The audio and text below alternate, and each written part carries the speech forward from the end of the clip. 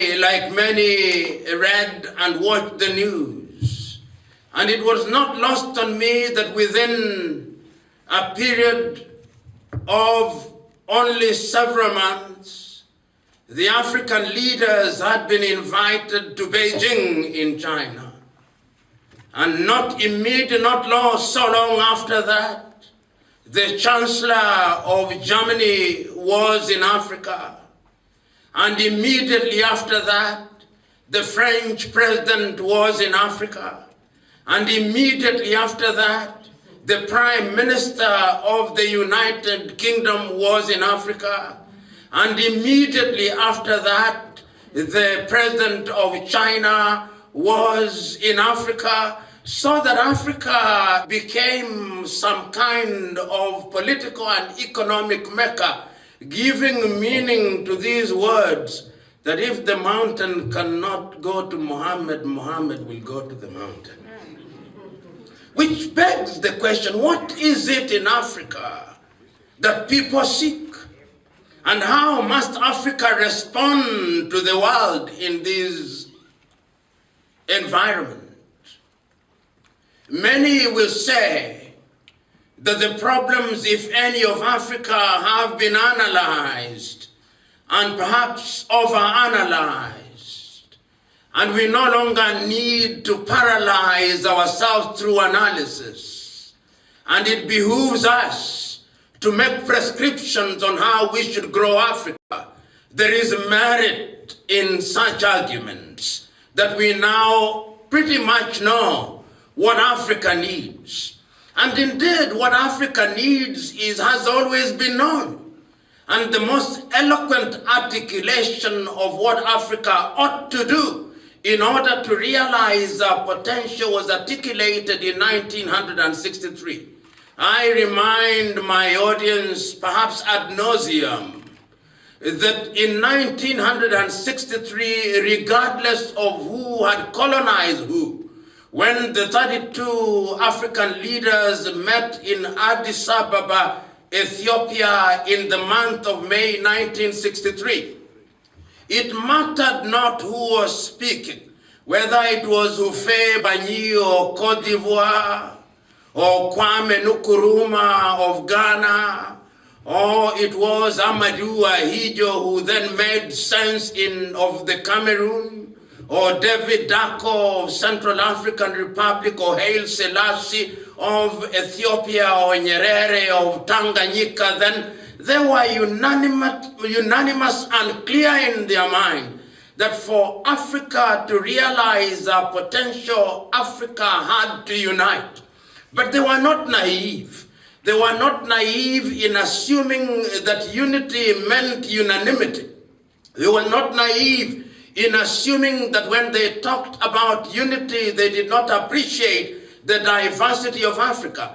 They were clear in their minds that our diversity was our strength, and that that diversity need not be defined by others. They were alive to the fact that in our diversity, we had been placed in pigeonholes and gridlocked by our erstwhile colonial powers, and that therefore those who had been colonized by the Portuguese found themselves being described by politicians and historians and indeed anthropologists as Lusophones in an attempt to pigeonhole them and to create a chasm between them and their African brethren.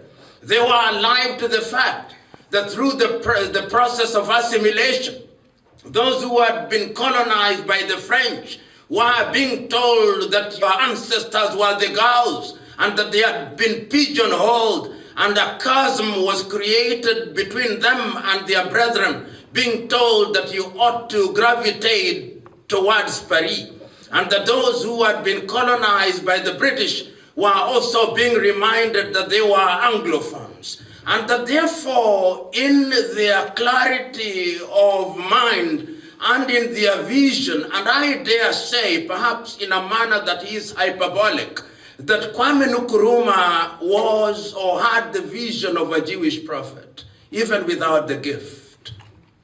Why do I say so? he was able to recognize that if Africans did not deal with the fundamental issues in those very embryonic days, there was a danger that the erstwhile colonial power would use both subtle and indeed pernicious means to ensure that Africans were divided. How right they were. How right they were. That the dividends of independence did not come in the torrents that we had expected. Because what did we expect independence to give us? We expected that upon acquisition, if you may, or upon regaining our independence, our dignity would be restored. Because that indeed was the fountain from which our very being would be underlined and given her pride of place. The entire process of colonization was also a process of dehumanization.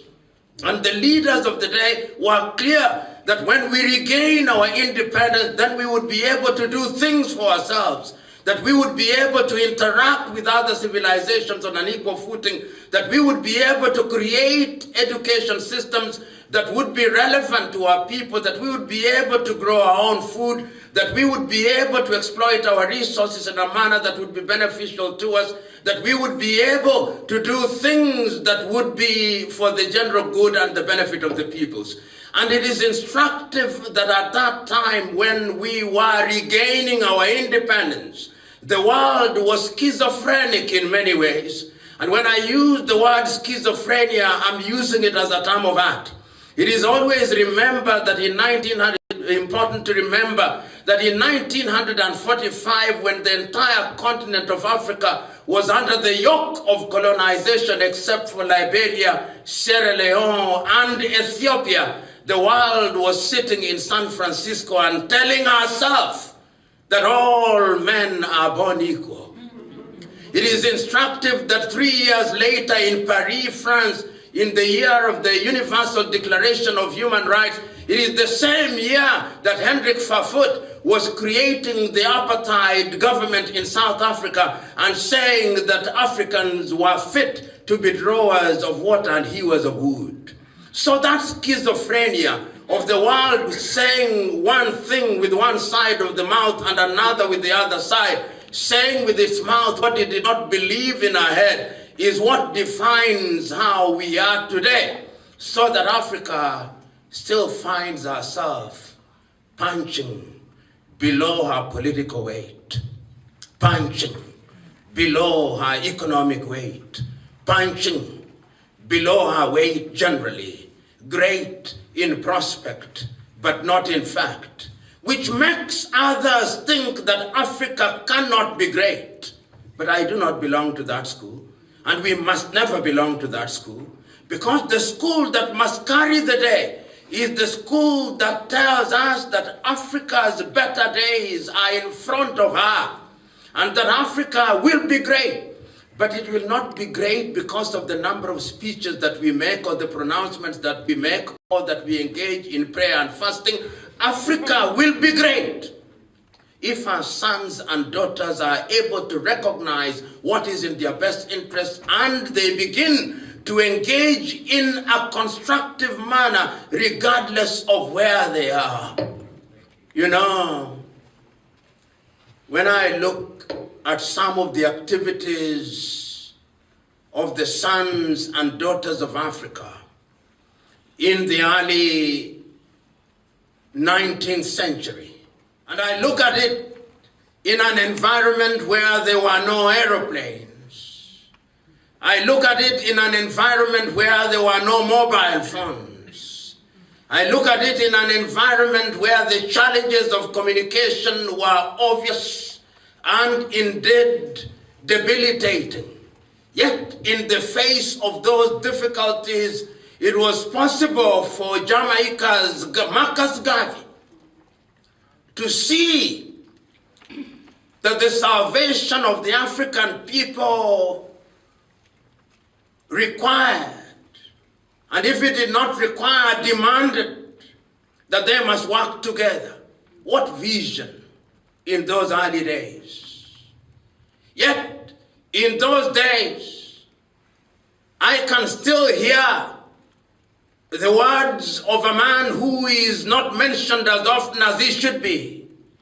South Africa, specifically Kaisa Kaseme, speaking in 1906 here in the United States of America and saying that Africa must be regenerated.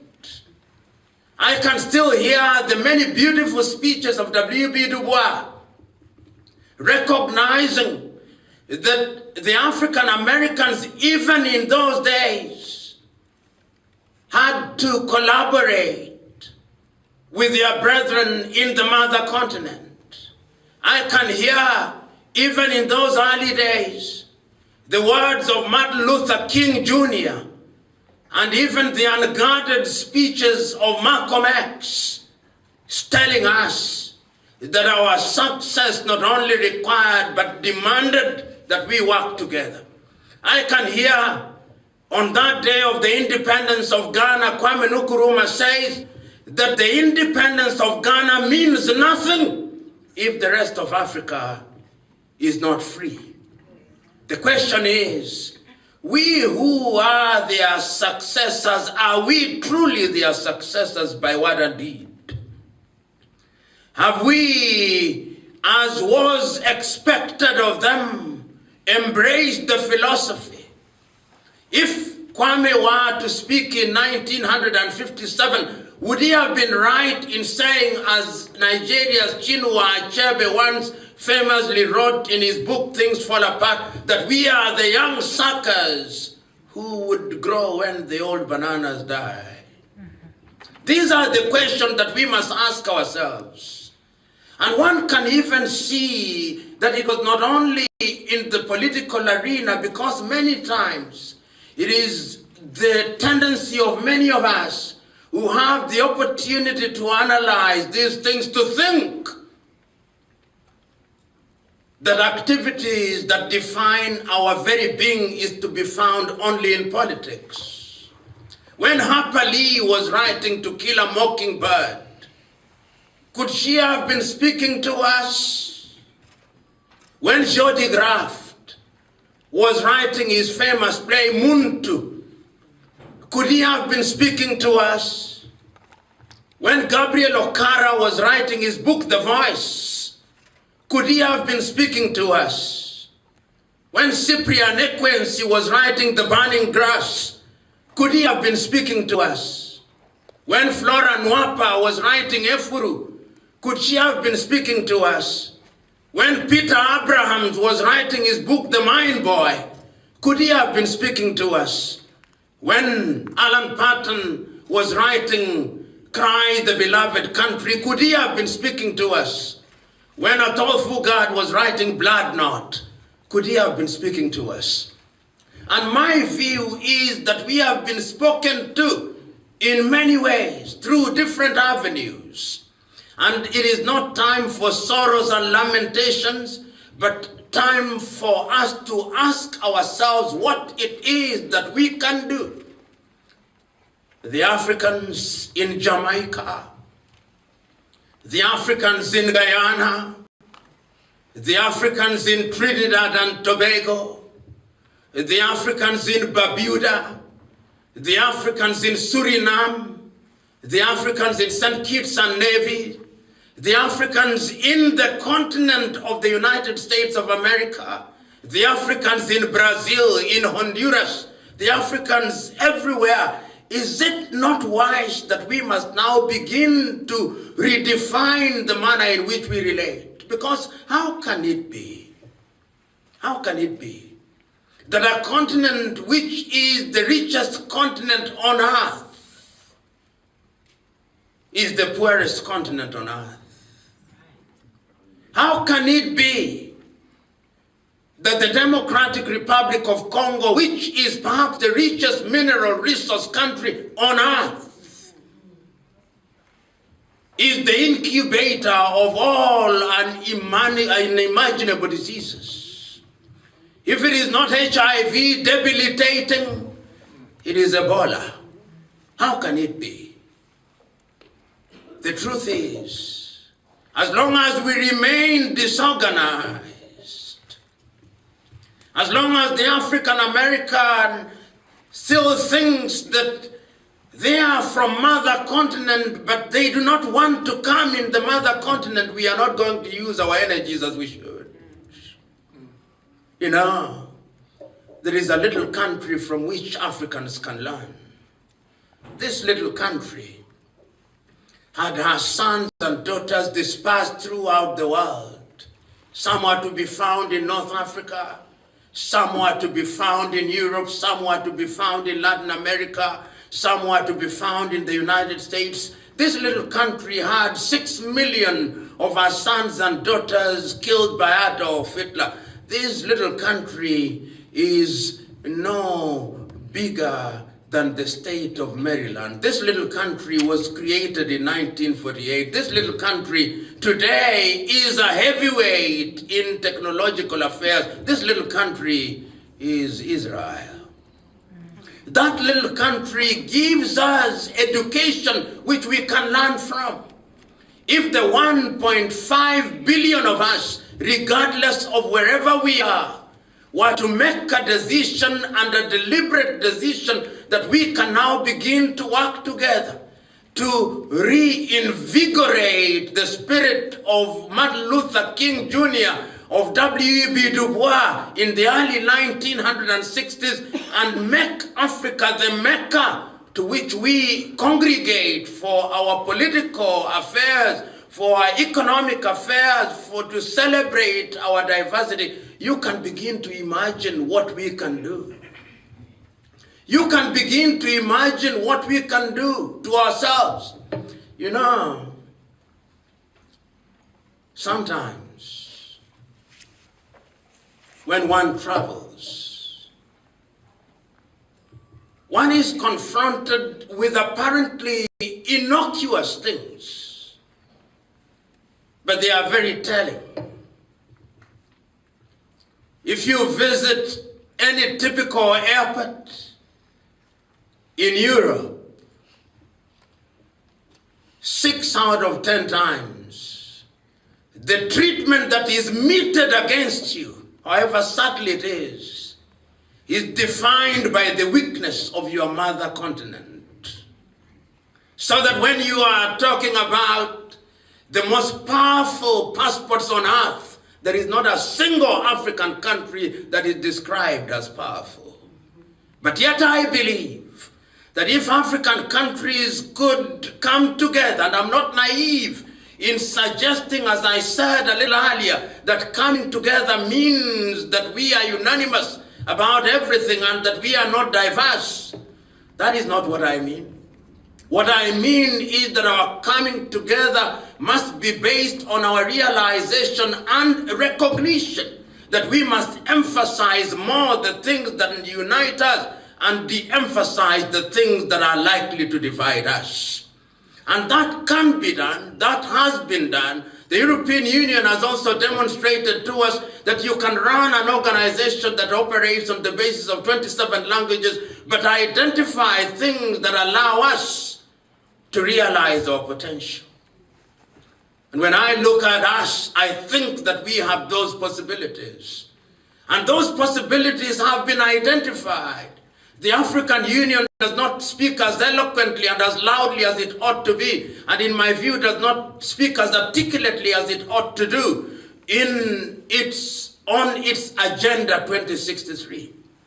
I always remember that in the month of May, if it is the year 2013, the year when Africa Agenda 2063 came into being, the then chair of the African Union, Kosan Dlamini Zuma, read what she said, and indeed it was a fictional letter to Kwame Nkrumah, saying in effect and telling Kwame, if indeed we, the African, lost the first 50 years after we regained our independence, we are not just about to lose another 50 years.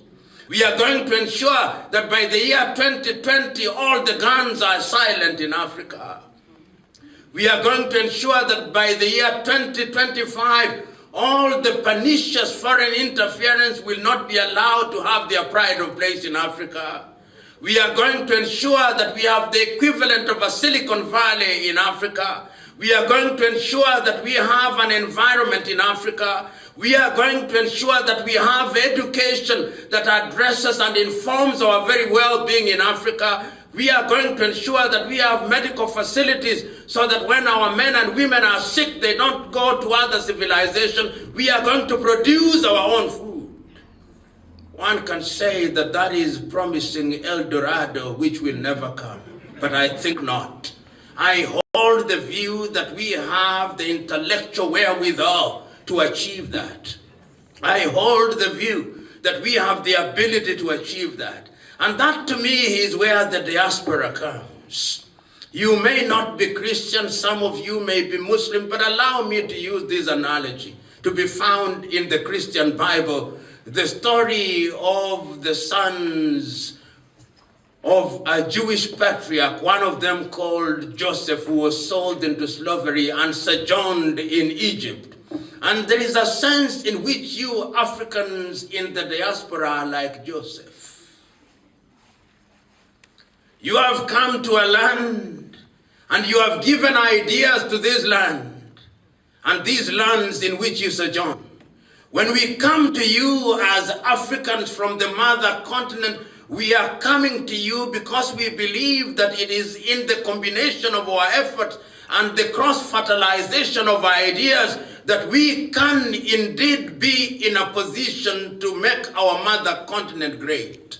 But let you not be cheated, but because sometimes in the process of analyzing the African problem, many times we speak as if nothing good is happening in Africa. False.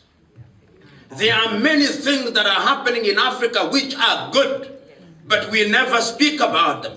Amen. We never speak about them because we never tell our story. Our story has always been told by others. And Chinua Achebe and Wole Soyinka were right. As long as the lions do not have their historians, it is always the exploits of the hunters that will be spoken about, not the bravery of the lion. But I'm submitting to us that time has come that we must begin to tell our story. Every civilization tells her story. The Arabs tell their stories through Al Jazeera. The British tell their stories through BBC. The Germans tell their stories through Deutsche Welle. The Americans will tell their story through CNN and Fox. The French tell their story through Radio France. The Africans must begin to tell their story from their perspective. And I believe that we have men and women in this continent and in other parts of the continent who are already beginning to do that. Let you not be cheated. You know, it may be argued that we never went through the classical industrial revolution, but there is now a fourth industrial revolution, and I am certain that we will not be left out. The power of the medium that we now have will enable the Africans to tell their stories. But I was talking about good things that are happening in Africa. There are good things. If you go to the country of Ethiopia, there are good things that are happening there. You know, I remember so very vividly in the 1980 when a British musician held a concert. He was called Bob Geldof. And the only thing that he told the world is that the Ethiopians were dying because they were hungry. And we believed then that some musician could hold a concert, and when that concert had been held, then the Ethiopians could be fed. The Ethiopians recognized that that is not the avenue. Today you go to Ethiopia and you see what they are doing in terms of installing electricity. You go to Addis Ababa, they will always have their problems. The Ethiopians are now saying that we are going to roast our own coffee. The Ethiopians are now saying that we are going to work our own leather. The Ethiopians are now saying that we are going to run our own airline, and they are doing a good job of it. We can do it. And it is not only Ethiopia that is working. In 1966, when Botswana regained independence, she was only famous for a number of things, that there were more cattle in Botswana than there were people. But we now know, after only a few years, Botswana is one of the few countries that enjoys a budget surplus, and they are beginning to add value to their diamond. Something is happening in Botswana. Something is happening in Angola, something is happening in Rwanda, something is happening in Kenya, something is happening in Tanzania, something is happening in Nigeria despite their problem, something is happening in Ghana. There may be a few flashpoints which we must deal with. The things happening in Cameroon must be dealt with. Those happening in Central African Republic must be dealt with. Those happening in South Sudan must be dealt with. And I'm saying that there is not a civilization that has been spared all those. Africa was organizing great kingdoms when the Europeans were still in caves. We can still do it. And I'm submitting to us that the only way in which we are going to do it is that we must work together. The things that we are talking about will not be achieved in the next 1 year. They may not be achieved in the next 10 years. They may not even be achieved in the next 100 years, but they may very well be achieved even in 10 years. For who knows when the door will give in? Who knows when the tipping point will arrive? And I'm saying that is why the relationship between Africans and the diaspora is very critical. The beauty of men and women in the diaspora is that they have the go-getter spirit. He or she who leaves the continent of Africa to come to the United States of America has a hunting spirit. It is the spirit that propels him or her to go out, because they know that in order to discover new islands, you must lose sight of the shores. And when they have lost sight of those shores, they come here and they receive all else. I listened to a great man saying one thing which I'll repeat to you, that the reason why the ocean never dries out is because the ocean never rejects any river. Any river that flows into her, the ocean receives. But the ocean also churns what she receives. Africa's greatness is that Africa has always accepted every civilization. But the time has come that we must redefine how we deal with this civilization. The new river that is flowing into Africa is a river called China. That river is a river which 30 years ago could not flow. It was a pond. That river is a river that recognized that if you are to lift yourself up, you've got to lift yourself by your bootstraps. Some may say that we don't even have boots, so how can we lift ourselves by the bootstrap? But lift yourself nevertheless. They lifted themselves up and they are now looking at Africa. I do not blame them. I'm saying that there is something to learn from them.